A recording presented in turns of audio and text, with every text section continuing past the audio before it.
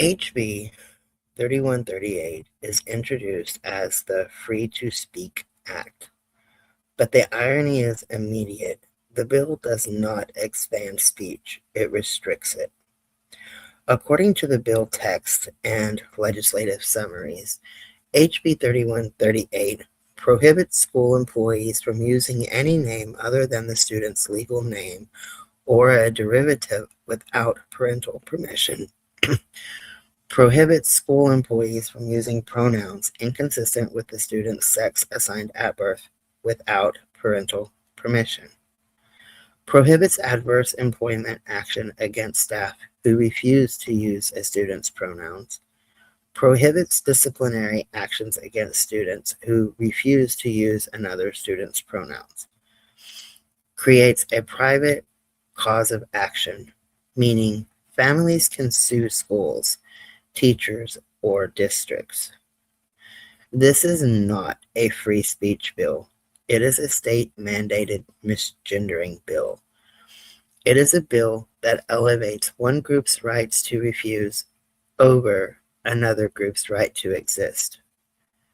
HB 3138 creates a multi-layered system of restrictions. Number 1, name restrictions. A school employee may not use a chosen name, a nickname, a middle name, or a gender-affirming name unless the parent signs written permission. 2, pronoun restrictions. A school employee may not use pronouns that match a student's gender identity, title that reflects a student's lived identity, unless the parents sign written permission. 3, protection for misgendering.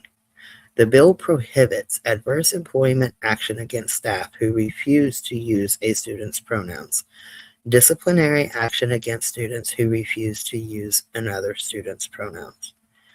This means misgendering is legally protected behavior. 4, private cause of action.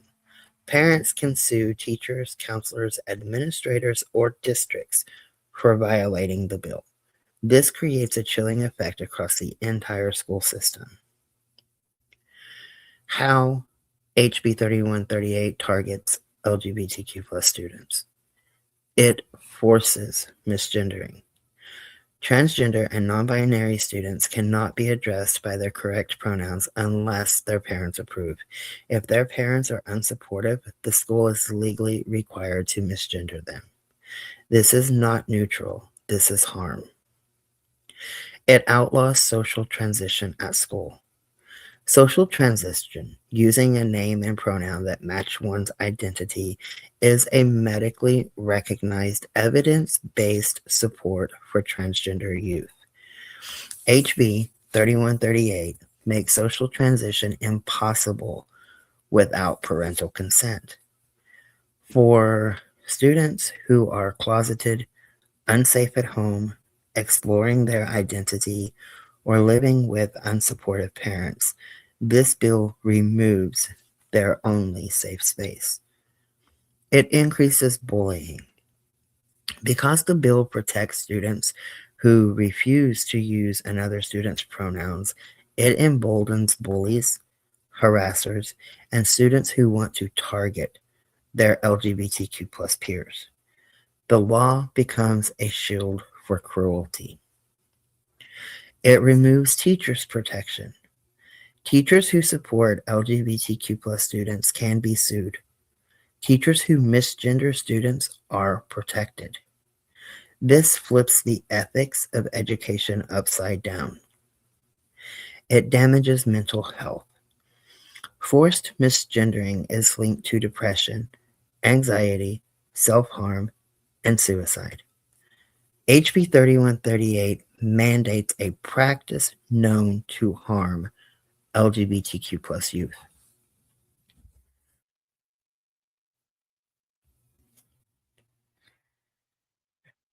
HB 3138 targets LGBTQ plus teachers and staff as well. LGBTQ plus teachers cannot safely disclose their identity. If a trans teacher uses their correct pronouns, students or parents may challenge them. LGBTQ plus teachers cannot support LGBTQ plus students. Any attempt to affirm a student's identity risks lawsuits, disciplinary action, or employment consequences, and LGBTQ plus teachers become targets. The bill creates a hostile environment where LGBTQ plus staff are more vulnerable to harassment and complaints. And it also affects school counselors and mental health staff. Counselors are often the first adults LGBTQ plus youth turn to. HB 3138 restricts their ability to affirm a student's identity, forces them to use incorrect names and pronouns, undermines trust, increases risk for students in crisis. A counselor cannot build rapport with a student they are legally required to misgender. And it also affects the school climate. It creates a culture of surveillance. Students may report teachers for using the wrong name. Parents may sue over a nickname, and administrators may police language in classrooms. It normalizes discrimination. When misgendering is protected, discrimination becomes normalized. It silences LGBTQ plus students. Students learn that their identity is controversial, dangerous, or unrecognized. It undermines safety. A school cannot be safe for LGBTQ plus students if it is required to invalidate them. HB 3138 harms transgender students specifically. Trans students face the most severe consequences of all. They cannot use their chosen name. They cannot use their pronouns.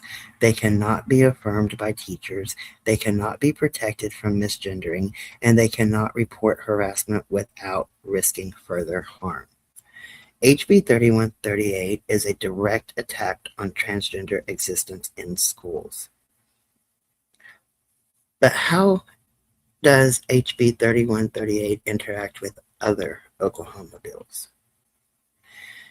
HB 3138 is part of a larger pattern of bills that ban pride recognition, which is 1219, discussed that. Ban birth certificate changes, 1225, went over that.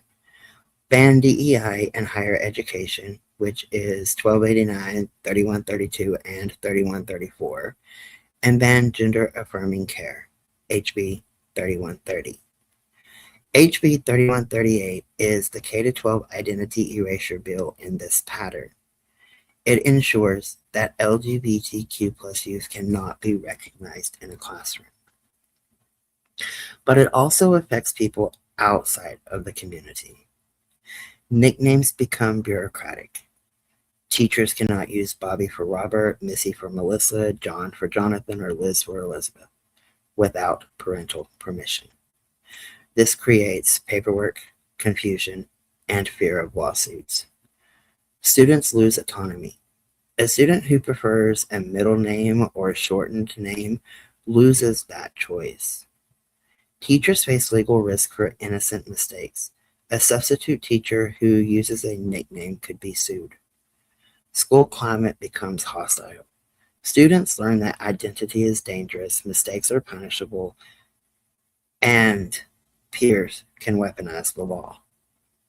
Administrative burden increases because schools must track permission slips, name use records, pronouns permission, legal compliance, and so on.